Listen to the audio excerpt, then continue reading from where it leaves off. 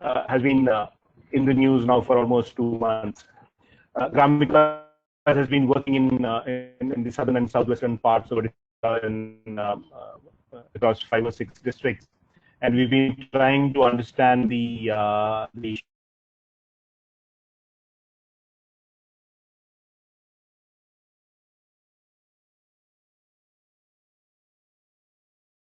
Muted.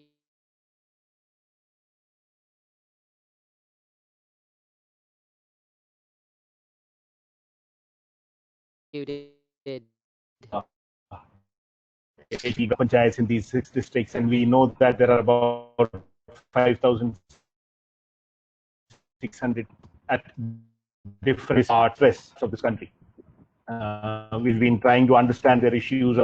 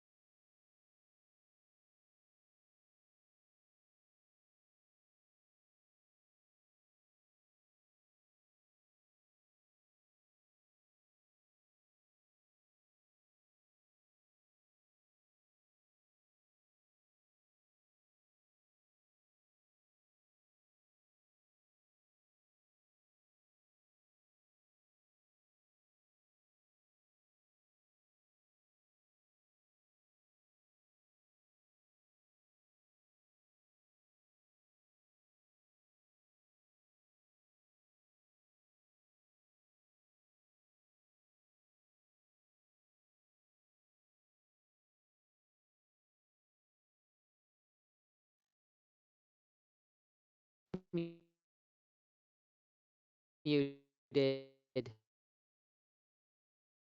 Has we also find that there is stress on the water because each, but that's with about 20% only more in food grains. The other element to villages, the water situation towards the end of summer becomes more precarious.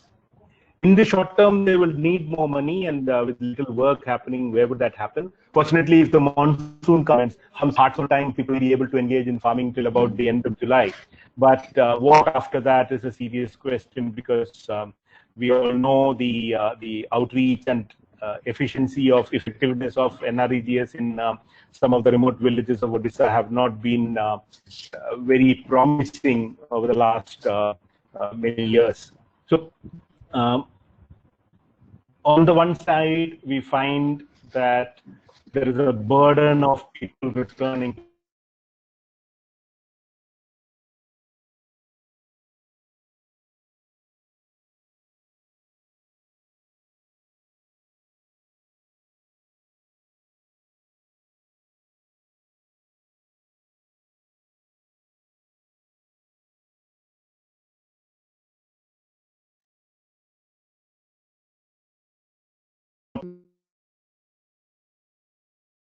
Muted.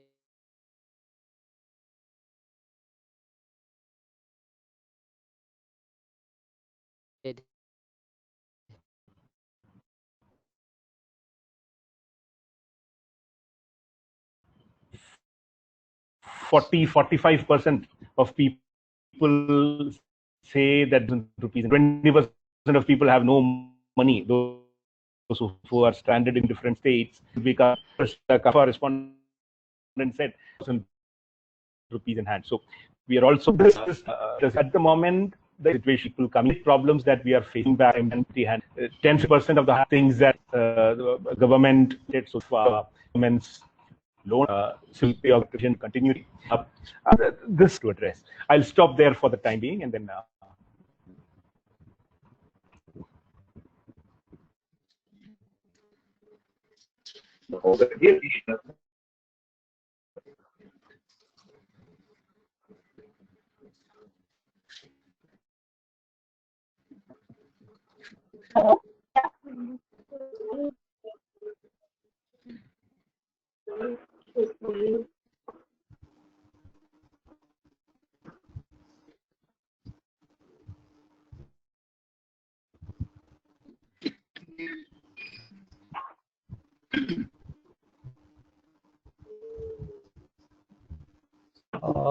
I said activity too. Meanwhile, can I ask you to continue? Yeah. Yeah. Can you hear me? Can you hear me? Yeah. Yeah. Can hear you. Okay. Great. I think thank you all. Thank you, Kaling Kusum Foundation, and for inviting and for organizing this. I think there's a time that all over the world, particularly in India, we are discussing about migrant issue, who once were actually before 24th March, they are all invisible. They were actually present everywhere, but nobody could notice them. But suddenly, last 50 days, 50 plus days, a lot of write-ups are coming up. They are at the center of all the discussion in India is happening, and it's good news.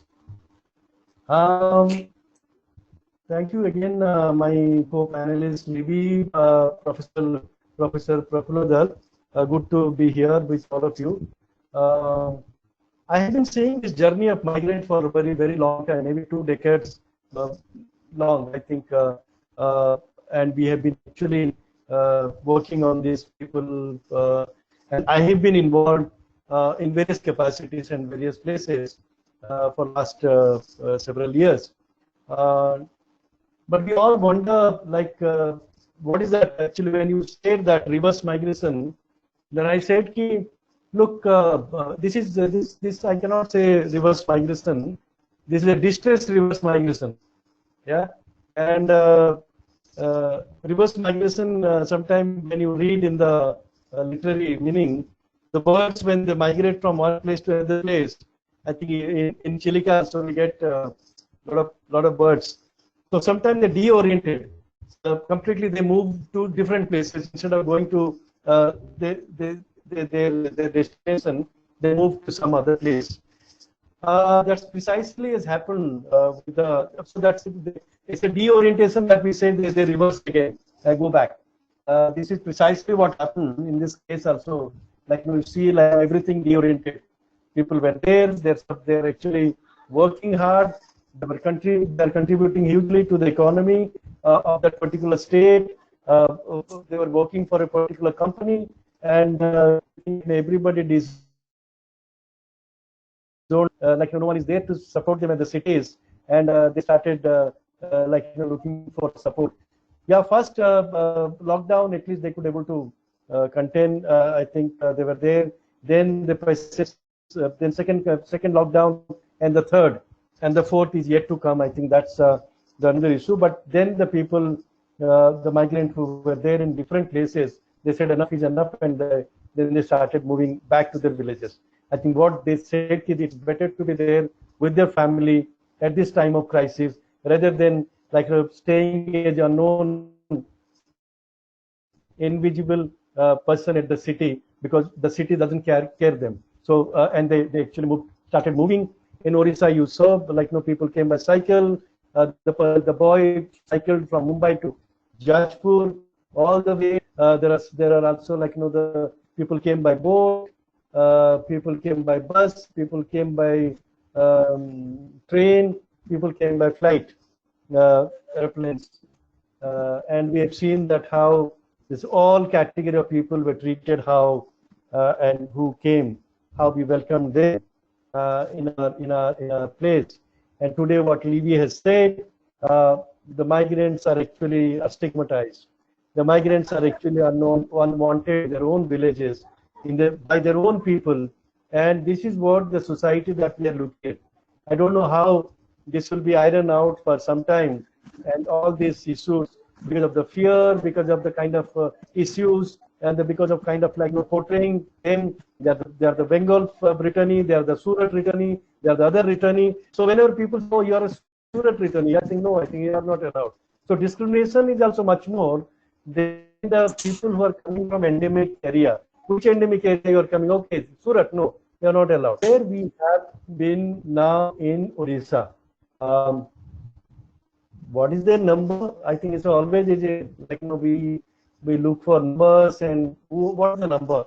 Finally, the finance minister has said it's 8 crores total migrants. I think after so many years, they had any number to fall back. This is the first time I think we got some number, and we always say it's a 14 crores more than that in 2011. And 2000, we are going for another census in 2021, and it will be around 20 crores. That's what we say the total migrant population in India. In Odisha, then you can ask me what is the number. Census says it's 15 million, 1 crore 50 lakhs. Census says, but this number has a different people, different category. So we don't take this. Yes, the main and marginal worker under this particular category of 15 million, around 3 million are main worker and 2 million are marginal worker, is 5 million. So okay, now it's a 5 million. Maybe the 2021 we may have different number. That number may differ. I think if it's a 6 to 7 or 8 million people only from Odisha are working. But yes, I think that. But roughly we say that how many interstate migrant workers are working. It's around 20 to 25 lakhs, 2 million, 2.5 million. That's what. And government has already counted up to 5 lakh in Odisha long back, 15 days back, 15, 20 days back. Government said the 5 lakh people were registered. The registration taken place in 3 different places. One by the Anganwadi worker at the village.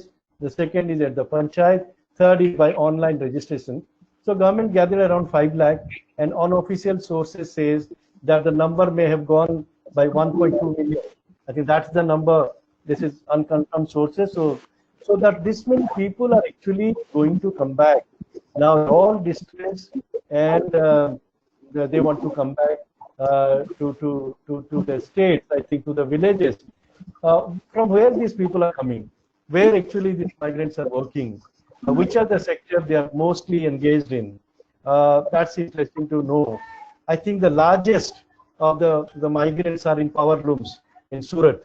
I think huge number, 8 lakh of them, 8 to 9 lakhs are actually working in power looms in Surat. Then the bricklines comes next. The Odisha workers are known for best brick maker in southern states, and it would be around 3 lakhs people from western Odisha. That's the patch where people are going. The plumbers are the best migrant worker of Odisha. Everywhere, even in US, everywhere they are actually the best plumber that you call anyone at any city, you will get an Odia there. So plumbing from Kendrapara and this area. The domestic help, I think this is what actually we have mapped out. Mostly are from Sundargarh and that part of the place who go, the particular women, they go, and many times they are also trafficked. They are going there and working as a domestic help, mostly in Delhi and other northern cities, Gurgaon, Delhi, and other places. The new kind of entrants now, last few years, are the migrants who are the skilled migrants who are being trained under DDU, GKY, and other companies. They train them. They are the new entrants into the migrant, they are going to garment industries, mostly girls, and minerals, like what we found in our studies, and mostly to spinning mills. Spinning mills are there, and then you have fishing. Fishing are from mostly from your Chilika area where the fish, and in mostly the fishing traditional fishing communities are migrating. So you can have a patch. I think we have a huge coastline, and people are migrating from that area. Construction and hotel industry, and there are other smaller kind of avenues, tourism. There are people in Goa, so a lot of other places. So this is where people are going to come back now, and uh, how we are going to actually work with them. Four areas that I can say which are important for now. Uh, Mostly like how dignity of these people would be ensured. Number one, the stigmatized people, how they would actually get a better dignified entry into their villages, how people would actually welcome. I've seen, I was so happy with few panchayat in I'm forgetting the name. The people have welcomed them with garlands. Please come to our villages. You are from our villages. Please stay in a quarantine, and you save yourself, and so you save us. Wonderful. Sometime back, I've seen in Kandmal one quarantine center where people are so happy, all religious. There are also people are reading Bibles. There are people are reading Quran, Gita, and people are there. They're looking. Some quarantine center people have started working, like doing some kind of work there. Some people have started painting. I think because the schools were not painted. So you have such a wonderful, and some places also people are actually complaining about food being not provided well. There are actually discriminatory approaches are there. Second is the lives. I think the dignity is what we want now. All these people who are coming, they need to be in a more dignified way with love and affection. I think these people should be welcomed, not should be driven out, because we do not want to create a new untouchables in India or in Orissa. Second is the lives, how we are going to save the lives of these people in quarantine, in hospital, in health. Third is livelihood. I think how we are going to look at the livelihood. Narega is talked about. There are also a lot of government schemes that have been announced by central government. Government of Odisha has announced some of the best kind of schemes which would be helpful for people. So we need to see from now to 6 months or 1 year how these people are going to access the better kind of livelihood. Not better, I could say, because livelihood, a lot of other skilling people are there. How you are going to map out their skills, and this is a time that you could see that this is an opportunity for Odisha. So if we have a lot of skilled people, you could actually map them out and see that how they are going to reclaim their lost jobs. So they have to go back, they have to reclaim their jobs, and all these things would happen with actually like respecting the human rights. The fifth one, I would say, so please, we have to adhere to the rights principle or to the rights kind of perspective. So I would stop it here. I wanted to also speak about each of the government schemes that the government of India has declared and how it is going to happen. But if there are any questions, then we will take this. Thank you very much. Thank you so much, sir. That's really good insight on the statistics and the kind of outlook which the villagers are currently having. Now, I request Mr. Libby Johnson if he would like to continue. So you were. Yes. No, let the other speakers also have a chance. Okay, fine. So I now request Professor Dhalla sir to kindly make his remark on the subject. Okay, I think good afternoon.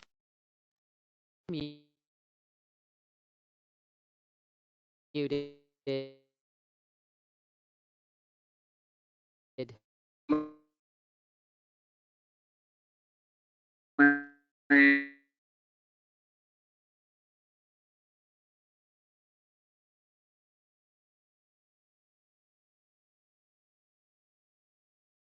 Because I think one of the revelations of this situation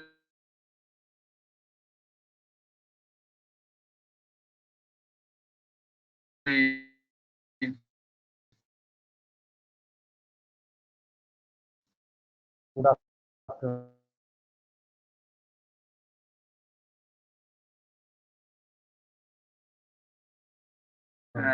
Rich funds in this.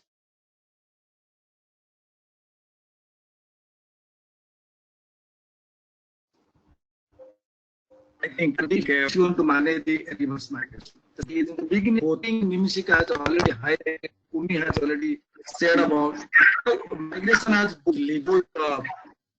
source and in source they were compelled to leave the source where they are living.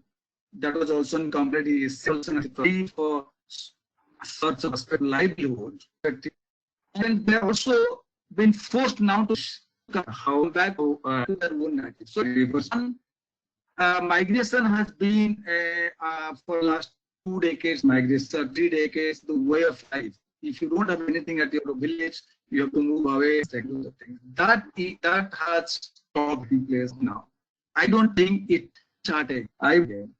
Because the question today is from few the industry very point of view. Everybody is saying that the labor shortage, shortage of labor is going to affect the economy, and many of the sectors like construction, the hospitality, industry, you name any. Already, me and Livia has highlighted this thing. They're really going to be, going to talk. At the same time, if you consider Odisha has recorded 22% reduction of poverty during last 20 years.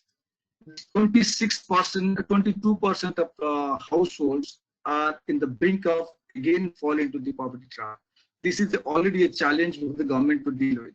At the same time, migration from source to destination, any other destination is going to stop. I don't think that will be starting in the future. And third and most important thing is that reverse migration out of the figures what Umi has said. I think there is no figure at all, and that is one of the reality that were existing labor department. So many other people are talking about how many migrants are there from the state or in India. So I think what my study and assessment for last 20 years said that 22 to 25 crore migrant laborers in India. Of them, if you see the Odisha's kind of things, it's a major share from Odisha. Has already pointed out 20 to 25 lakh to 3 million migrants are there. If they are going to come, at least demand their engagement here. We don't have engagement plans at the moment. So what is going to happen? If this situation is going to happen in the destination, there is a labor shortage. In source, there is also the labor surplus. This two situation has to be managed. And I think you are rightly mentioning about the opportunity in disguise.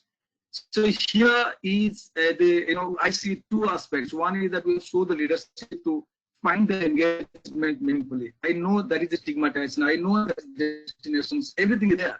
And at the same time, unless you plan right now, you cannot handle this situation properly. In one of the studies that we conducted last 2 months in 2 locations, in location 1, where I work in Raigada, and my colleague might be in Attili. So there we found that 33% of households in a village nearby industries are going to be affected by stop of remittance. What does it mean by? It means that the remittance will not come, which will maintain the stability of the rural economy, be it agriculture, be it hunger, whatever you talk about. That is going to stop. At the same time, those who are going to give the remittance, they are at the villages. So then it is going to create pressure in local situations, and that is going to affect industry, that is going to affect government schemes, that is going to affect other things, unless plan. So I think now time has come to we should think about this. The second aspect is, I have seen that those who are coming back, the question is, are they going to return? It has been studied by various studies I have referred recently. Almost 60% are going to come back out of the total migrants have gone to the destinations. Of them, almost 40% of those who will come back are not going to return at all. And the rest 60% may go, but they need a lot of counseling, a lot of other things to be done. So that may take not in short run, in long run. So what is going to happen? So in a sense, what I'm saying, the reverse migration as a negative fallout of COVID because of lockdowns it's going to create the economic disruptions at various levels. So my concern and my take is basically that you have to now go for robust data building system, which I think Umi and Lee will be agreed on this, that we have no migration data at this point of time. Though we have said during the safe migration that people, those are moving out of their villages in panchayats, they need to register. It's voluntarily are there, and also the sarpanches are asked, those are been given now the collector's power, but that is a failure experience. Now, at least when they're coming back, we also need to register and get them the things. Biggest challenge here is those who are coming back are the reverse, migrants or returnees. Their status over 10 years, migration trend, if you see the different side of things, what Umi will agree with me. One is circular migration, those are talking about the seasonal people go and come back. The other migration, those who have gone for the jobs and stayed over a decade.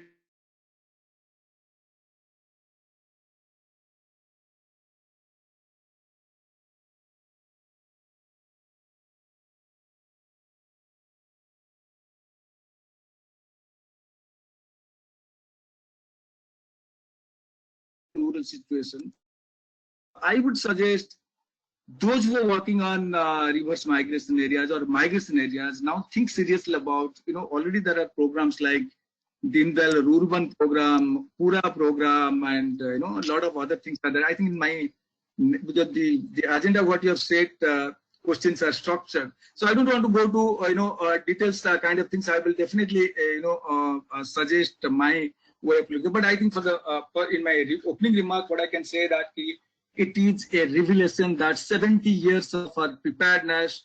You talk about law, you talk about program, you talk about governance.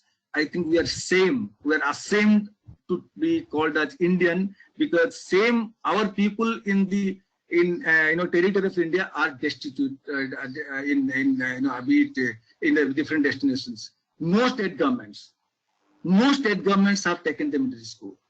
But keeping that in the mind, the future, the strategy has to be built in. The migration is a way of life. We cannot stop it.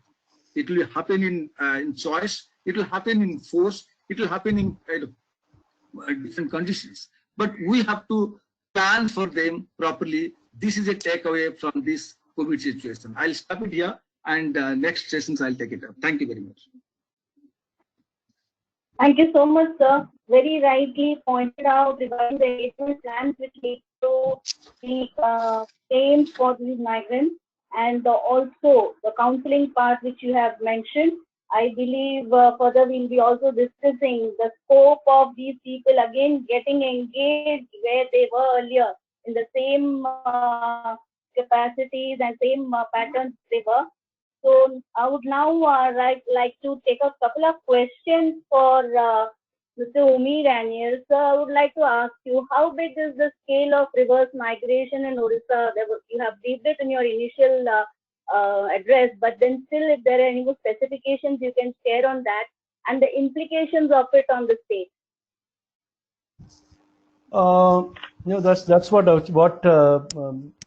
Professor Dhalla has said. My friend, good friend. I think many of these issues we are still struggling. Government has the data now. We have Panchayat has the data now. Yeah. The best data that I've seen, which were collected by the Anganwadi worker from home to home. They went to each one's home, asked how many people of their family are actually migrated, where, and when they are going to come back. The best data, that was the best one that I found. This data is available, and I have the data of Balangir district. Balangir, 93,000 people are going to come back, and this data is available from where they are coming up. Sectors may not be there, but there are some flaws that we are actually working there with the government in 3 districts, helping the district administration to help them to create opportunity and facilities for women and children who would be coming. Because these are the 3 districts where you will be having more women and children who would be returning back. So data is one, actually you rightly pointed out, but roughly I could tell you around 1.5 million people would be returning back. I think this roughly is an estimate, and that involves men, women, children, adolescent, infants, everybody. So it's a task, like a huge task before the government to see that how the entire process of quarantine, and they are not all are not coming from the high endemic area. Some people are also coming from green zones, yellow zones, and all are not necessarily are the carriers of the disease, or we are talking about COVID virus. Yeah.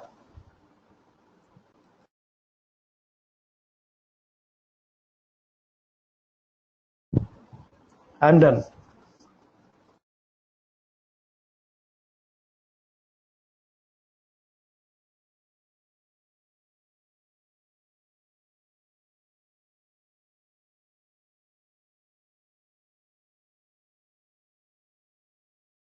Any other? Do you have any other question or? Yeah. Unmuted. The next thing I would like you to say is the ways to address this issue from the international NGOs perspective and the possible suggestions for the government to undertake. If you can throw some light on that. Okay. Look, this problem.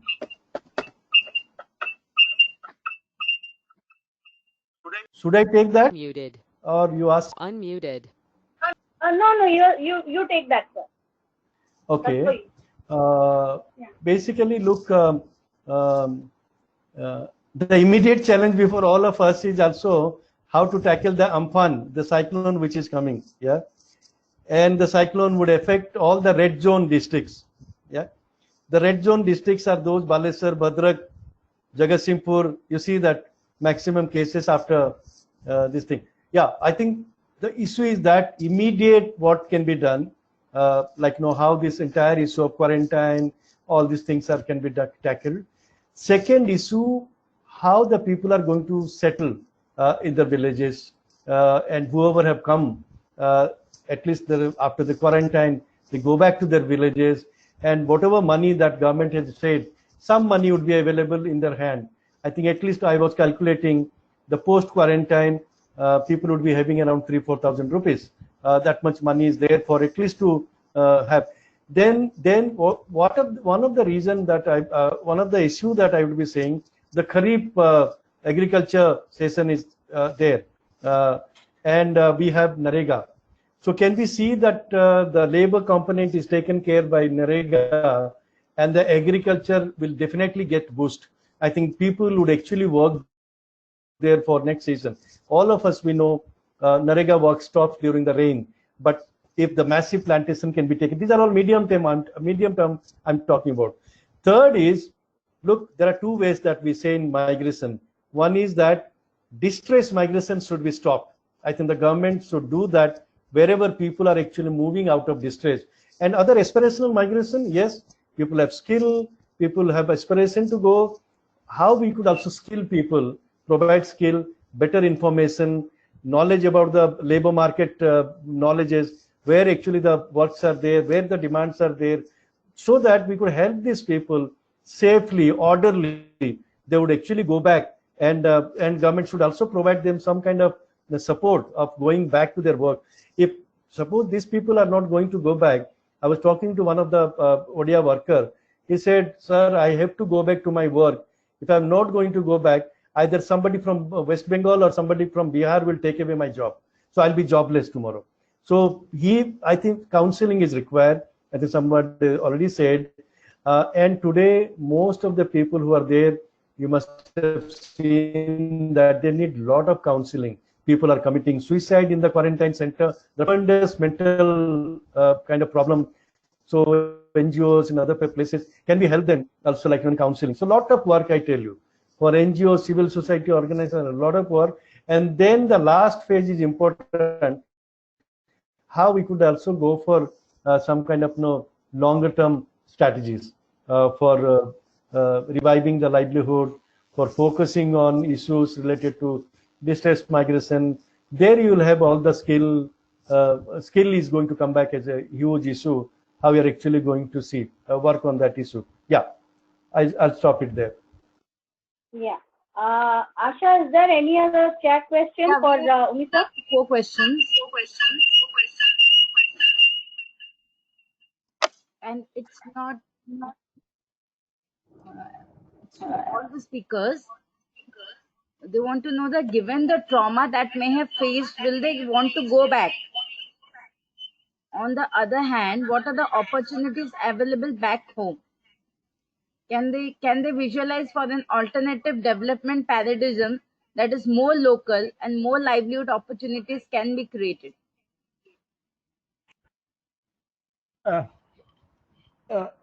Libby here. I think Really, important to understand that the resources that are available in our villages, especially, I'm talking substantially about the southern and western parts of Odisha. The resources that are available in our villages is not sufficient to actually create the kind of economic opportunities that every person in those villages need. So there is the survey that I was talking about earlier. We asked them what is the income they would like to earn if they were to stay back. Okay. I think about 45% said 10,000 rupees a month. And ILO had done a study a couple of years ago, I think last year, and they also found that most migrants wanted 375 rupees a day as the kind of income they aspire to earn if they stay in a village, and that works out to 10,000 rupees a month. So see, the issue is, if 10,000 rupees a month can be guaranteed, you will find that a lot of these workers would be happy to stay back in a village. Now, I want to use the example of a block called Thuamul Rambur in Kalahandi, which has about 22,000 households, 1 lakh population. 22,000 households earning 10,000 rupees a year, a month. You know, the kind of it's about 190 crores that is annually needed to be generated. Now, if you look at any of our economic activities, you find that the return on investment is somewhere around 20%. If you include, most of our activities will be own labor, which means an investment of 1,000 crores is needed in Thuamul Rambur block alone to generate this kind of income. It is not possible for any government or any society, any market to make that kind of investment across the state. Now, I think therefore migration is unavoidable, but the point is that migration has to become safe and dignified.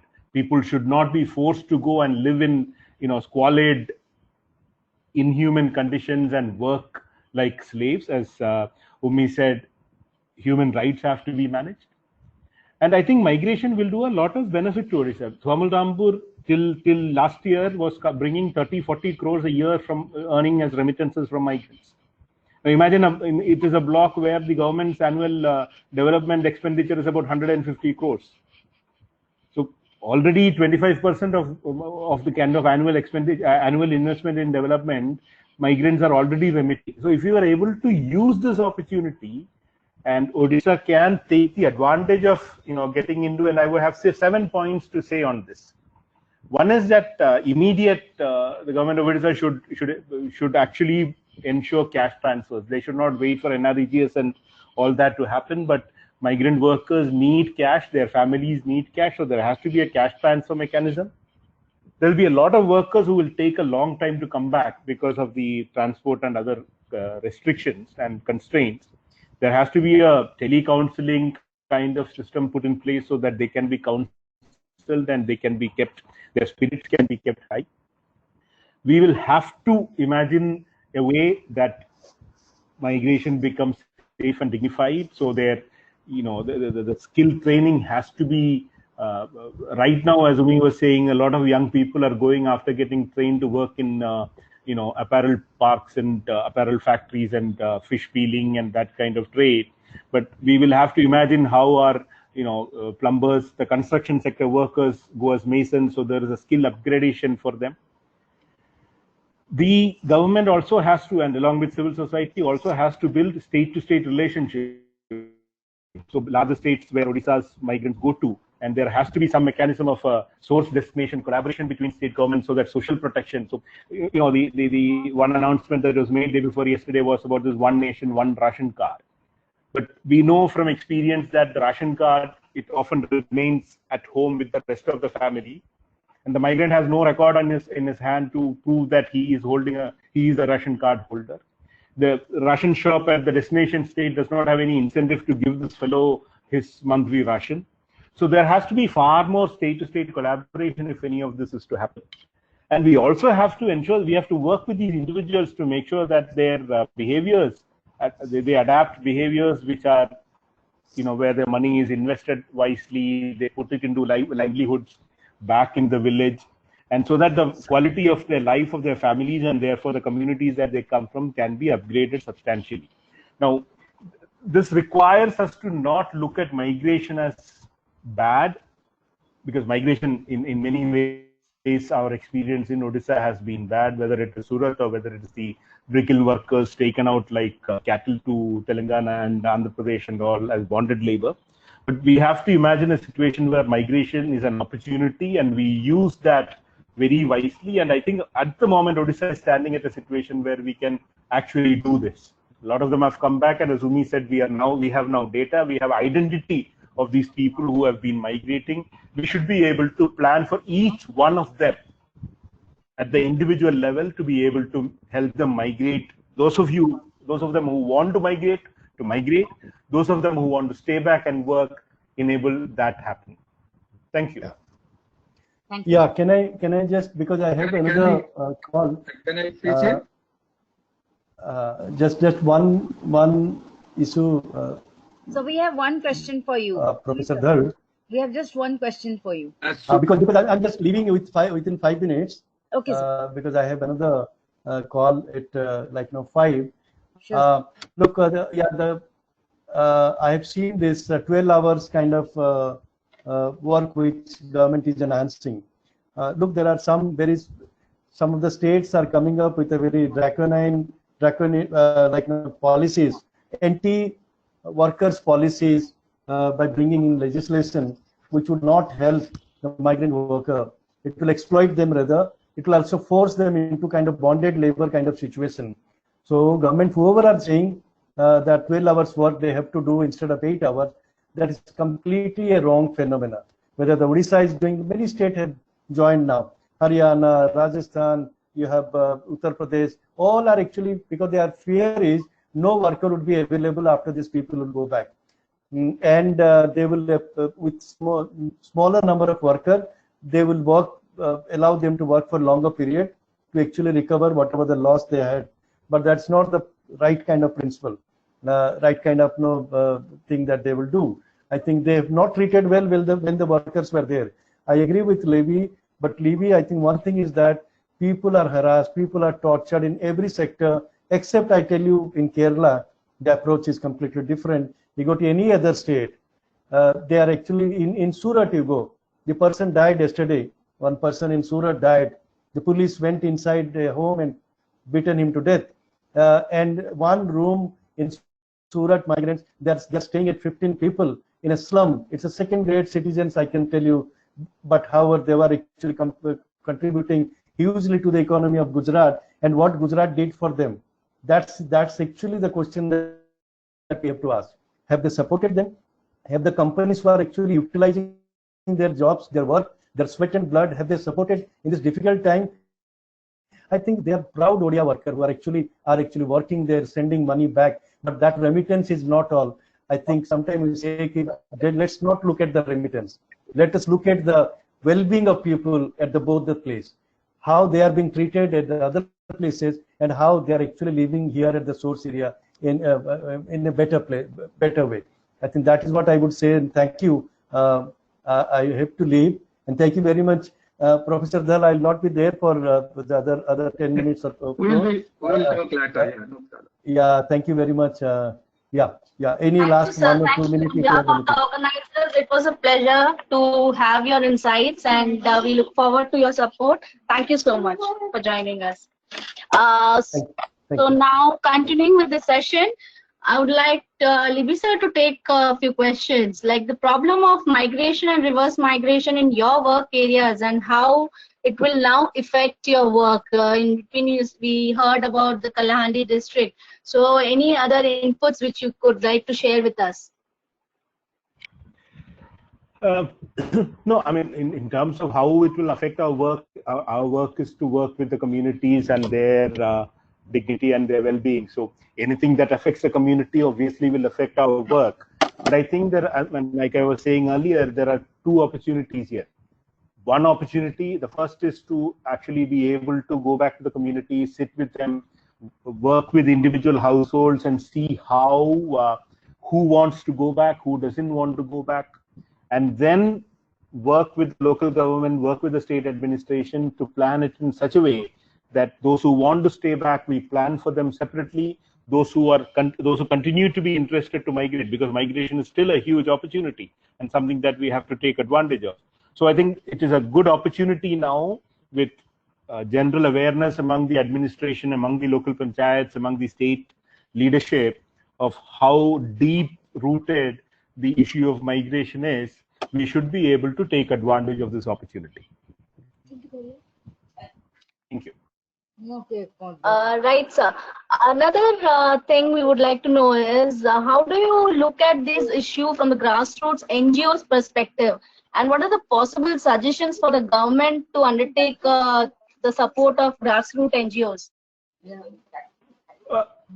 See, in Odisha's case, it is a slightly tricky area where the contribution of NGOs is valued in some places by some, it is not valued in most places by most people. So the space for NGOs to engage with some of these larger issues, we have to create ourselves. And that's how we have been doing things. Wherever possible, work with the government. Wherever possible, we show what can be done at our own level. But I think this time there is one difference, and that difference is in a lot of villages, the Gram Panchayats have woken up to the idea of them being able to do something. Announcements were made, but I don't think they were followed up at the lowest level in the best way to empower Gram Panchayats to take up the responsibilities for setting up the quarantine centers, etc. But I think this is a good opportunity, a way to mobilize Gram Panchayats, not just the Sarpanches, but the ward members, the Gram Sabha and the Palli Sabha as a whole, to be able to start discussing some of these issues. So I think I would focus substantially on what can be done at the local government level, at the Panchayat Samiti level, and worry less about how much of influence we can bring about at the state government level. Very rightly said, sir. Now I'd like to have a question for Professor Dhal. How does the industry view this reverse migration crisis? Is it a real challenge or an opportunity for the industry? Well, I think though I represent some of the industry associations and part of the industry, see, the question is very simple and clear. The situation where we have seen a disruption has happened at all around, So now industries are going to be affected because of reverse migration. Already got a lesson that what should they do to keep the labors intact their productions and system to run. The things which they could not do previously, they are thinking in that term, like social security, their living place, there's security, livelihood security, and see what does it indicate clearly? Because they were working. But end of the day, after 5-10 days or 1 month or 2 months after they become there on the street, they don't have the livelihood. So this is a pinch of information for the industry to think seriously how the social security or livelihood security or those who are working with them as the labor or migrant worker should be kept in the mind. That's one sort of the thing there. The second thing is that if you see that industry association keep talking about MSME sector. I see there is a major shift has happened after this COVID. One shift that the destination has to be shifted to its sources. Because in destination, while this realization is coming up and they are searching the labors and with a better condition, better working condition, better labor right and better, so many other things are there. They're thinking seriously. Unfortunately, government is now, as Jumi said, that thinking labor law, reform or draconian laws are coming up. But that's still a debatable issue, and definitely the industry owners, those who are affected already by the labor shortage, are definitely going to take the proactive actions. But other thing that we just shifted, we should see that opportunity. Always see disaster gives opportunities. The opportunity is, you see, the entire supply chain disruption indicates very clear pattern that your MSMEs has to go to production sites, production centers. You don't have to, transport so many kind of things. So that gives an opportunity for the rural transformations and agricultural transformations, MSMEs, women laborers, or the farmers. So these need to be, because we keep on talking about this thing for many years, but we have never shown the leadership and never taken the decisions. But after COVID and lockdown side effects, it is very clear that we cannot run the way that we are running. We have to do something different. I'll give two examples. I will differ here with Libby. The investment will be very high. Obviously, the investment for the agriculture and rural transformation is very huge. But I give some simple examples. What we have done at JK Paper, CSR wing. Two initiatives we have taken has given a very good result during the COVID time. One, that is an agricultural intervention where we have provided solar irrigation to the farmers. And you'll be astonished to know that every farmer per acre, they have earned 15 to 16,000 rupees every month. Just imagine. Because water was available, it is summertime, and they could produce the vegetables. That's a different factor that some people could not sell it, and there was a supply chain disruption, but they could sell it, and they did it. It indicates that obviously we can, if we can start, we can give the resilience capacity to the farmers, a resilience capacity to the rural people. They don't have to move away. I know that, migration is certainly the way of development. We have to go for that. But there should not be destitute migration. There should not be compulsory, forced migration. People should think in that way. The second, what I'm saying, people have to really unleash these opportunities. We have initiated Mission 1 million fruit tree plantations. Fruit is a deficient production in the state, in the country. And in the market, it is high priced. But we don't produce fruits. Few years before, we are talking about we are getting all fish from Andhra Pradesh. Somewhere the fish production has started in Odisha. Some changes have come up. I don't know where it will be going to self-sufficient. But now, fruit. Last year, we have planted 1 lakh fruit tree plants in coastal area to fight that loss of environment due to FONI, to ensure the economy and livelihood and food security together. So similarly, there are new areas. For example, renewable environmental kind of. What has happened here? I think COVID has already shown the positive side of environment. Let us keep it at the point that we have to see the opportunity to reform our existing pattern of livelihood things. And it is possible. It is possible in small way, big way. My suggestion is you have to go.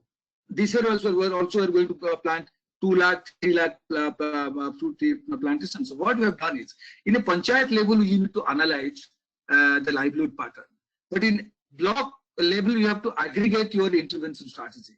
At the district level, you can plan for the industrial kind of things. I'm sure the entire process will be changed after some time, and this destitution stigmatization will not happen, and we'll have a better immune system, food system, and a new economy will born out of this. That is clear pattern of things. And if you are not going to see this opportunity at this point of time, for example, APOs, SHGs, we keep on talking about SHGs. I was hearing the other day that government is claiming that 70 lakh women. Do you know that production capacity can change the entire economy today? We have done it in our project site. We have APOs, farmers producing organizations. We have to give them the chance. We have to industrialize them. We have to give them the chance to do the things and give supportive infrastructures. In that way, we have created rural infrastructure like rural hut, rural mart, the water grids. So many things has to happen. But what is needed? It is leadership and political decisions. And I would submit here that we have to show the leadership and political people take the decision and things will certainly change. Thank you. Thank you Yes. so much, sir. Having rightly, pointed out and spoken about the development of MSMEs in the state. So other than the infrastructure part which you have mentioned, what are the other possible suggestions for the government, to be giving to the industries in the state so that they can accommodate the MSMEs and the sector could develop as a whole, which has been a real challenge in the state of Orissa till now? In context of reverse migration and COVID, MSME has both opportunity and challenges. Challenges in terms of the labor price, labor shortage, and security. So many things are there, and MSMEs are in difficult time.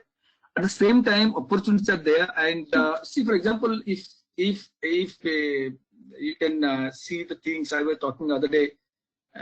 With a MSME, joint secretary in Government of India, you have to look at different types of MSMEs today. So manufacturing certainly is a very important area, but the sector which is not been considered at all, agro-based, NTFE, and rural industry-based, you have to convert in this way. For example, I give a small example in Rayagada, Broom. Broom can come up as a very good MSME. It is producing 1,000 crores of raw brooms. It goes all raw to other parts of the state, country. Why can't we produce, you could set up a MSME to do the things? So now MSMEs should think in two ways. One is the existing MSMEs must think of labor, retention and labor security and better labor participation. They should change their kind of things. The new MSME areas should be really taken up seriously. Food processing. Everybody talking about. The reality is that food is not being produced. Why? Because the back-end chain is not linked. Say, for example, potato mission. Potato mission has failed because we could not create MSMEs in potato productions.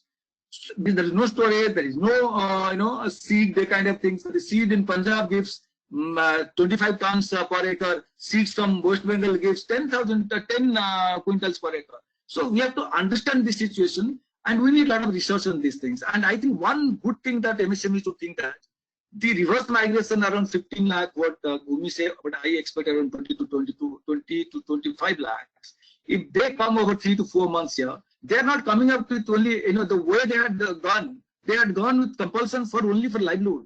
But they're coming with a lot of experiences, a lot of resiliencies, a lot of skills, a lot of aspirations that need to be seized up. I think new MSME coming up in the state is the time is now. I think we should jump and really create that MSMEs in new sectors with a new labor force and with a new manner, and that can bring the change. I'm sure. See, at the end of the day, we have been talking about labor destitution and nobody is taking care of it. No government, central, state, even any agencies. What are these agencies? And people are asking food. Can I believe it? Food. We are not able to reach out. So this problem will definitely settle like this after 2-3 months. I'm sure they need proper care and proper attention by the government, and government has failed it here. I think that is one part. But what government should think very seriously, those who came back, those who could not migrate, and those who remain poor, they need sustainable livelihood. For them, here is the chance, and we need to really make panchayat, block, and district as a unit of intervention. I'm sure Odisha will come as a major hub for the MSMEs. Yeah.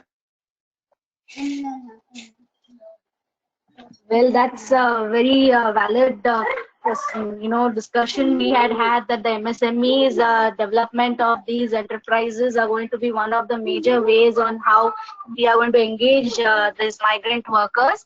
I would like to now open up this session for an open discussion, question answers, if any, by the attendees. They can unmute themselves and ask if they want to. Asha, do you have anything in your chat box?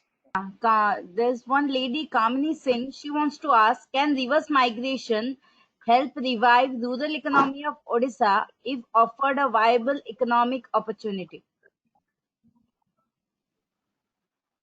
That's exactly what I have already explained about. I think she has got a right point, and it can really bring the transformation to rural areas massively if the opportunity can be seized upon. There are many, many ways and many, many sectors, of course. Yeah. So true. Any other question, Asha? Yeah, one more. Where Government of India says to work for 12 hours a day, which is unconditional and violate the Article 23, that's the right against forced labor, and Article 21, how it affects the reverse migration and how will we overcome from it? See, I think Libby can answer better, because I think labor law point of view, if you see that this point of time, labor laws should not be reformed against the laborers, because they have already come in a very different things. I think 12 hours only to give opportunity to the industry people, or more and more people to start industries, or more and more people to take it up. But laborers cannot take this destitution further, this burden further. I think government should not think of. And labor law currently and state government proposals may not be accepted at the center. That's what I hope. Okay. Thank you, sir. Thank you. Umi had already referred to this question. I think he had answered that question before he left. But I think it is within the remit of the state and the state governments to determine what the working hours should be. It depends on the nature of the businesses. If somebody is forced to work for 12 hours in a hazardous occupation versus working 12 hours in a call center. So there are many issues that are here, but overall, I think many state governments are trying to make hay when the sun is shining, and trying to push through a lot of reforms through the back door. There is not much that we can discuss about it here.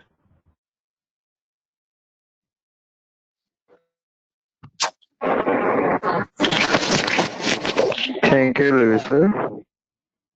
Yeah. Please unmute and ask. Yeah. Swastik, you can ask.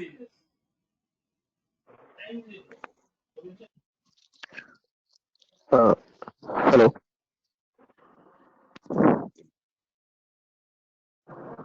Yeah, please go ahead with the question. Hello. Yeah, Mr. Dey, you can please go ahead with your question.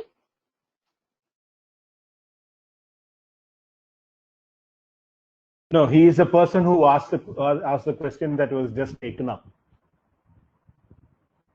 Okay. Anybody else from the attendees? Yes. Hello. Yeah, Mr. Hello. Behra. I want to ask one question to Mr. Dhal. Does he think that this reverse migration will remain as it is for years to come? Because people are always interested to find greener pastures, and in Kerala, when laborers at this Orissa, they are getting 200 to 300 rupees per day as an income, but Kerala at this time they are getting 600 and 700 rupees per day. So that is a very fine opportunity for them. And as you know, people are always much interested to get more money. Then I think this reverse migration will not continue for a long period. Apart from this, I belong to this Koraput district of Odisha, where a lot of intervention has been done in the field of the fruit growing, and there is a type of fruit which is being grown, and the demand is much more. But still, then the people are getting migrated to other states for greener pastures. So I think this reverse migration will not continue for a long time. And whatever the MSME sector will invest in this industries, then they will that will be for a permanent nature, and they will have to invest for a longer period. And for shorter periods, nobody will come out and invest large sums of money. So I don't think that the reverse migration will continue forever, and these people will again, after this the pandemic is over, the people will start going to other states again. Thank you. Well, I think. What is it? Hello. Hello. Yes, sir. Yes, sir. Please continue. Okay, I think it's a brilliant question. I think while I was opening my remark, I said very clearly the reverse migration happening where laborers are really scared and afraid of so many things. They have lost the hope from their destinations. That has to be kept in the mind. And I also cite you an example in 2 locations where I have studied that those who are coming back, their willingness to go back. I say that out of total migrant people from Odisha to other states, similar situations also my friends used to report from different states, that 60% of them are on the verge of reverse migrations. They are going to come back. You are very right that how long they will be in the in source, are they going to come back? What we have studied that 50% of them, 30 to 40% of those who are coming back are not any further going back to their destination at all, because the way they have the situation has been stigmatized, the way they have faced the problem at their destinations, they are not going to change, and this is a long-term effect of that. Remaining 30% or 20%, those who are interested to go back, certainly they are opportunity people. They are definitely to go because they have to look for the things that may happen after 1 year or 1.5 years. Certainly not in a short run. The second aspect of what you have mentioned very rightly, that the food productions like mango and other things that happened in Koraput side, even other, but that has happened on different forms, like say under NABARD supported Wadi project, the mango has come up. But if you see, there is a food park set up in Rayagada, it's not functioning. I said very clearly, the back chain is not producing that much. Means the MSME or making it an industry, the ecosystem has not come up from the production perspective. You are absolutely right. When production is not there, see, 5 days before I got a call from Gurgaon. She was, doing something, and she said that since the laborers are going back to Odisha, I am to set up some industries. Can you give me some suggestions? I immediately jumped into for these things. I said, we have got enough land. We have to really go to food processing and fruit production and processing and storage and other things. And that's so the many kind of things. The people would will invest the money once you have got ecosystem for the production, and as rightly Lydia said in the beginning, that some fundamental infrastructures. So I think we can take the migration to a certain extent, but reverse migration certainly is going to continue for next 4 or 5 months, because all people stranded there have to come to Odisha or to any part of the country. They need time. They need transport supports. They can work down all the people. That will continue for next 6 months. But from there, going back to their existing destination, only 20% of them can go back, but that they also need another 1 to 2 years. And this is not certainly in near future. But if by that time, if you have under so many schemes, we have got rural transformations are happening. You have got toilet, but there's no water. If you can give water, people can stay. If you have a good school, people can stay. If you have good road and good other things. So I think side by side, we have to carry these 2 things together. But MSME ke liye, Odisha now is a fertile ground. I have got 5-6 inquiries from different people. They wanted to invest money. They wanted to invest money. So iske matlab ye hota hai, they have seen that without labor, they cannot continue the things in Gurgaon or other places. They have to do the things. And the supply chain disruption is the critical indicator. Wherever the production is happening, let us set up the industry there. This is the mindset today. It's not that I will set up the industry in Gurgaon and my production will be in Bhubaneswar. See, I'm taking an example. In Rayagada, there's a food park. But in Kashipur, there's a production. But in between also, there is no sufficient production. The Rayagada food park is not functioning. So we have to also understand the basic, conditions of the area, but it can change. I said, 2 things: leadership my team and other people, SHGs have brought a tremendous change in broom. They are now producing 2 lakh finished brooms. 40 lakh business they did last year. This year they are planning for 4 crore. It is a small scale industry as per Nirmala Sitharaman's definitions. So what is needed is we need to really focus and concentrate on that, concentrate on our efforts. I'm sure that MSME is going to play a big role in dealing with the reverse migration. And reverse migration in anyway, the migration, as he said very rightly, and I also agree with this thing, migration in any way cannot be stopped.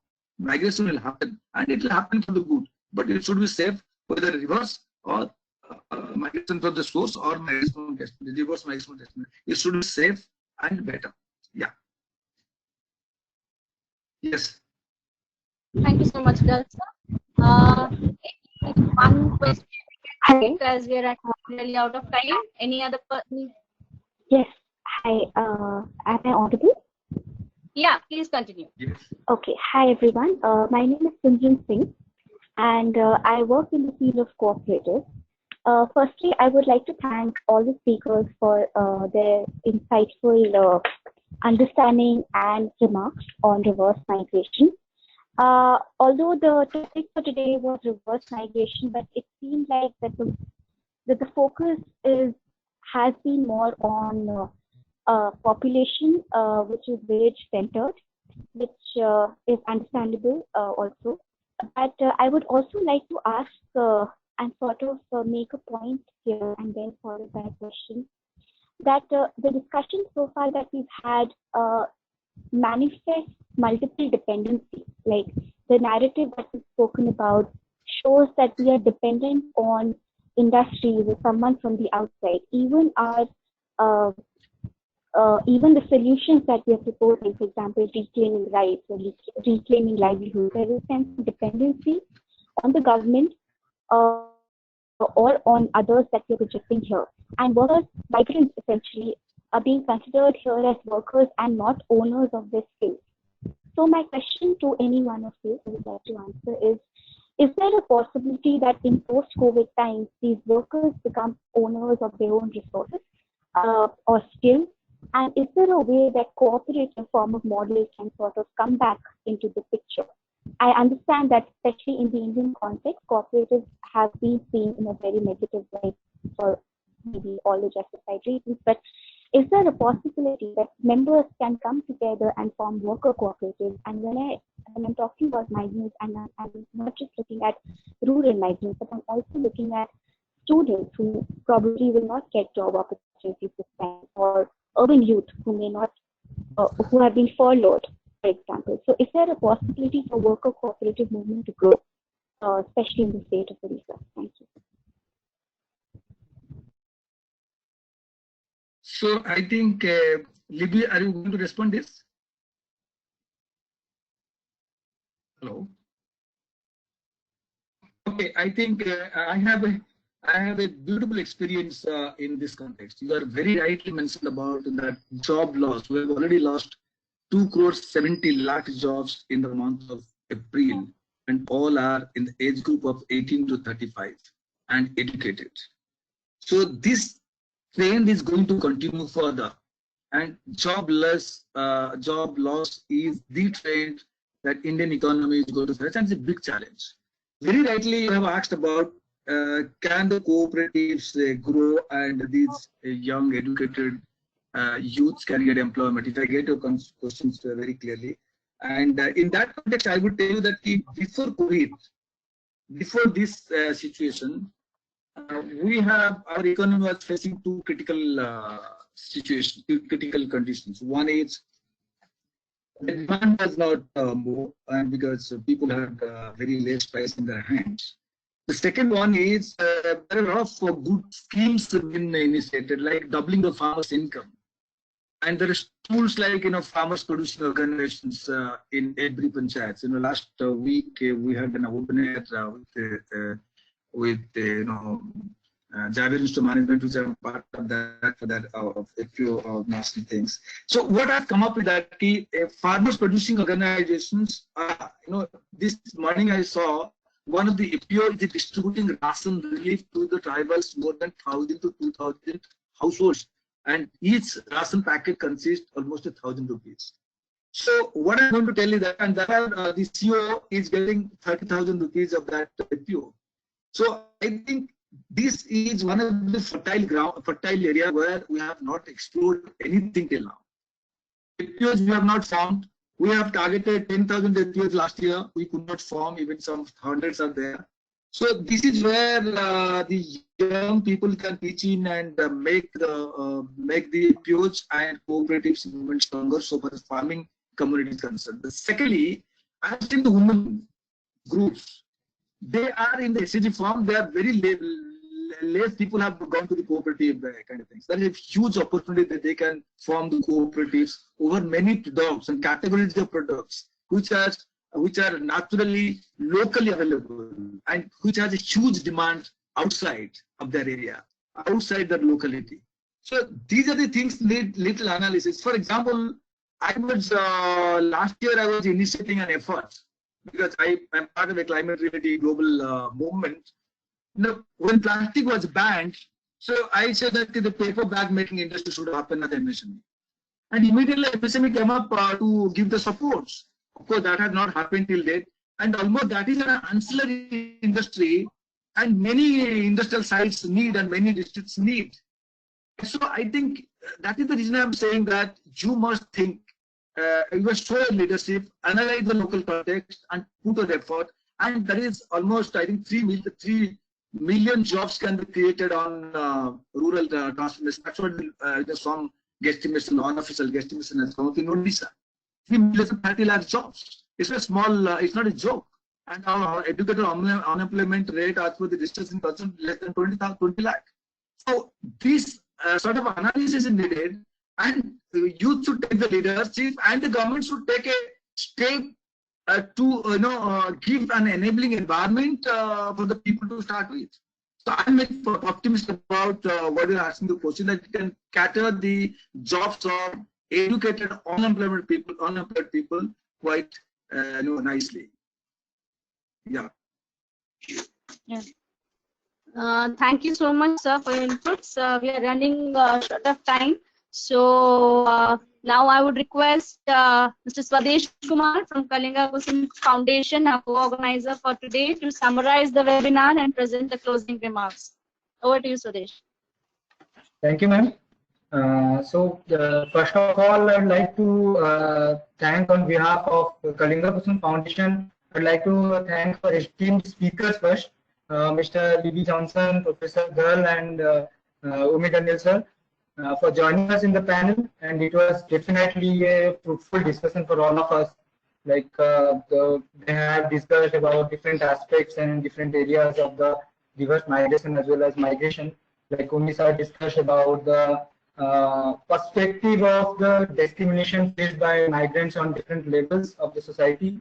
Then we got some ideas of like what are the different sectors where actually the migrants are working on, and some numbers, some data we get from him, we got from him, and then he spoke about that.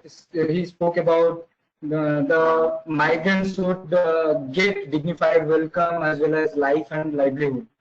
Then Professor Dhal explained very well about the new opportunities like in MSMEs and industries perspective, and he suggested to build a robust data system where we should have all the data of migrants, or so that in the future we will have a database in this kind of situation. Then Libby sir gave us an view about how a grassroots NGO have opportunities in this time and the post-COVID situation, and how grassroots NGOs should work and to develop the new opportunities and new projects on this. Then I would like to thank you, Asa ma'am and Nimesika ma'am and WTC for their cooperation, and for which this webinar was possible. And last but not the least, thank you so much all the audience out there and I'd like to say that keep following us. And as we are going to organize webinars on some of the burning topics or issues like this in near future, and we'll also trying to have a policy document on all of these discussions and all of these topics, which we will give it to other think tanks as well as the government for in the near future. Thank you. Thank you, everyone. Thank you so much. Thank you for participating.